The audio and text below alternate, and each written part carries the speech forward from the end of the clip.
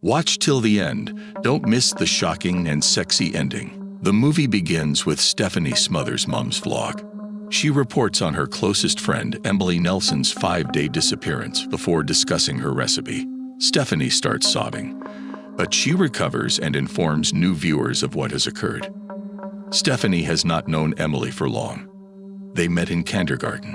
Stephanie assists Miles' class. Some parents, including Darren, Sona, and Stacy, believe Stephanie is embarrassing them. Emily, a fashion company's public relations manager in New York City, makes the other parents envy her. Nikki, Emily's son, and Miles want to play after school.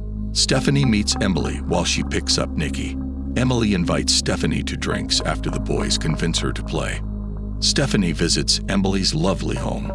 A horrific image of Emily in her underpants shocks her. Are you enjoying this video? Click that sexy subscribe button. Stephanie alleges a vehicle collision killed her husband and brother, leaving her alone. While Emily and Sean kiss, Stephanie arrives home. Stephanie liked Sean's novel. When Sean is not present, Emily claims Sean has not written anything since the first book 10 years ago, and that they are practically bankrupt. Stephanie takes Emily's yearbook photo in the park with the males. Emily insists Stephanie erase the photo, but she does not explain why. Stephanie submits. They sip martinis and discuss personal matters at Emily's. Emily informs Stephanie that she and her husband dated Sean's teaching assistant a few months ago. After her father died, Stephanie met Chris, her father's son from another relationship, as a senior in high school. Emily called Stephanie a brother fucker after Stephanie had sex with Chris while she was depressed. Later, Emily calls Stephanie for a simple favor to pick up Nikki from school while she is at work. Emily needs Stephanie to perform this simple favor, as Sean went to London to help his mother. Stephanie obeys but cannot contact Emily. Emily has not picked up Nikki after 2 days.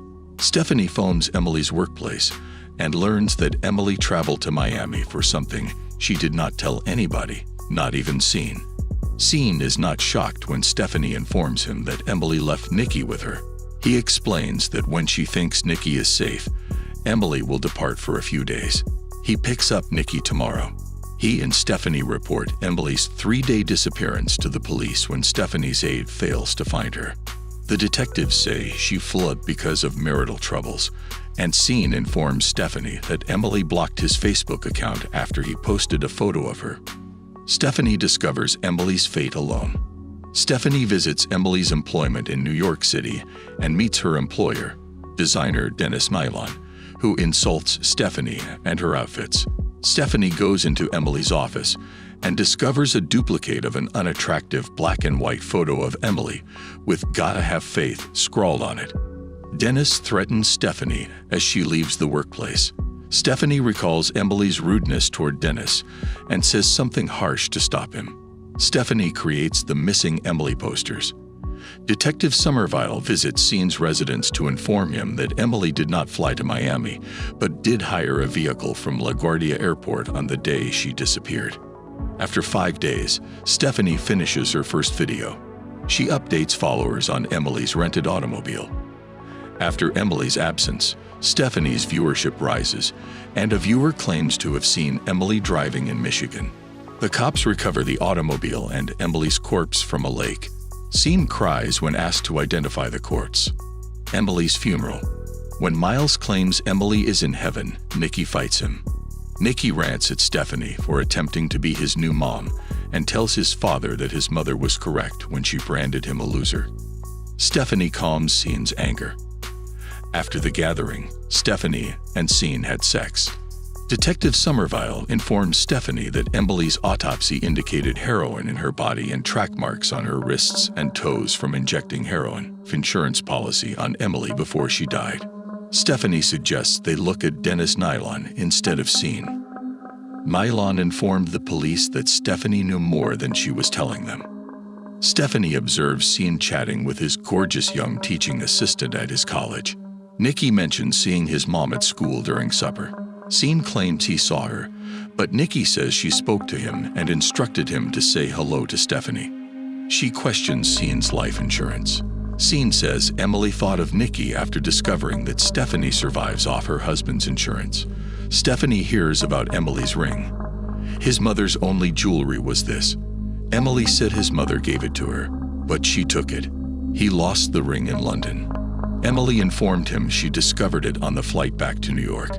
Emily surprises Scene by telling him she took it and that his mother did not need to bury such a magnificent ring.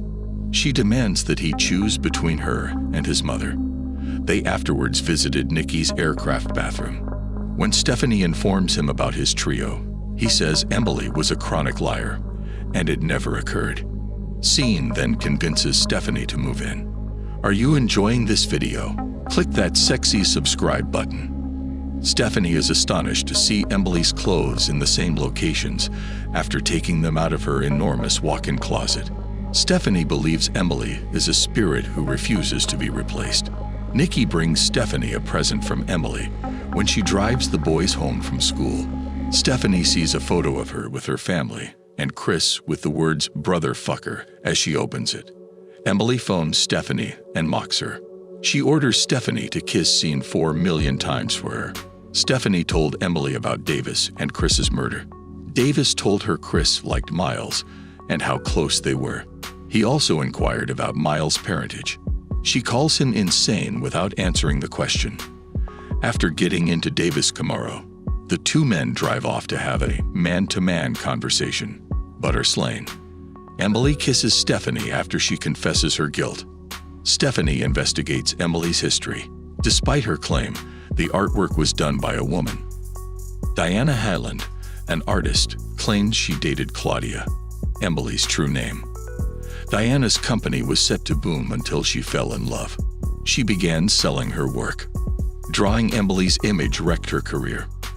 Diana claims Emily was a scam artist who took her money after she paid off her school debts and college costs. Emily then vanished. Diana offers Stephanie Emily's last item, a Squaw Lake Bible Camp t-shirt from Michigan. She advises against investigating Emily's history. Stephanie visits the camp and obtains old albums with camper photos. The 1996 book has several photos of Hope and Faith McClandon. Calling several McClandons, Stephanie discovers Hope and Faith's mother, Margaret. Stephanie poses as a cleaner and asks Margaret about her children.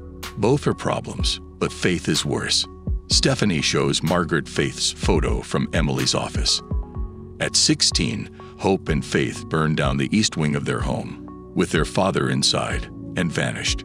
Stephanie starts a video crying out to Emily, revealing her survival. She tells her viewers she traveled to Michigan to learn about Emily's life and settle things. She exhibits Bible camp photos. The photos made her feel like twins with Emily. She concludes that Emily has to have faith wherever she is. Stephanie then brings in an insurance lawyer who informs Scene that the insurance company is unwilling to pay the whole sum because Emily had a twin. Emily meets Scene at the anniversary restaurant they usually visit. She surprises Scene. Emily is furious that Scene had sex with Stephanie in their home and threatens him with a pistol, but when she pulls the trigger, the gun is unloaded. Emily meets Stephanie at the cemetery adjacent to her own. A flashback suggests Emily is lying when she tells Stephanie what occurred. Emily, whose true name is Hope, and her twin sister Faith set fire to the east portion of their home while their harsh father was inside. She claimed her sister, Charity, died at birth. After the fire, they fled home and planned to meet somewhere, but Faith never showed up. Faith called Emily after 16 years to meet at camp. Emily discovered Faith was taking heroin.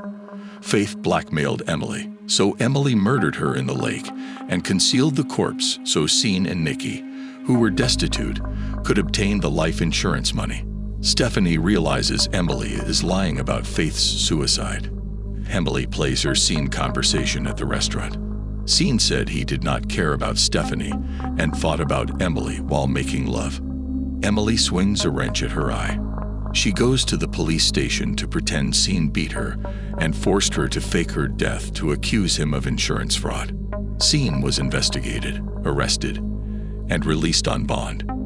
Stephanie and Sean intend to persuade Emily to confess to killing her father and sister. Stephanie enters with a pistol and pretends to kill Sean, but Emily knows what is happening and cuts the police microphones. She fires her rifle at Sean's arm. She claims she murdered others.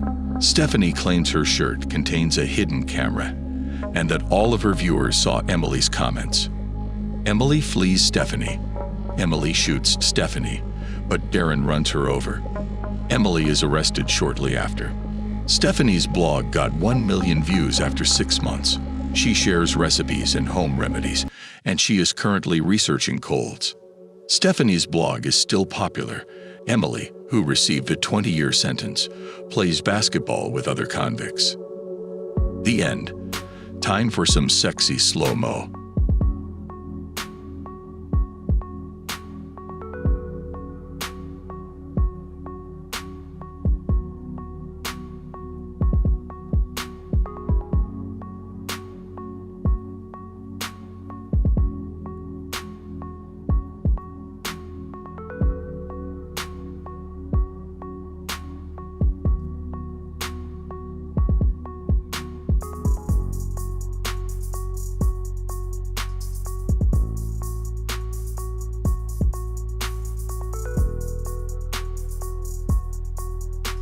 Did you enjoy the video? Click that sexy subscribe button. Now click this video. Don't miss its shocking and sexy ending.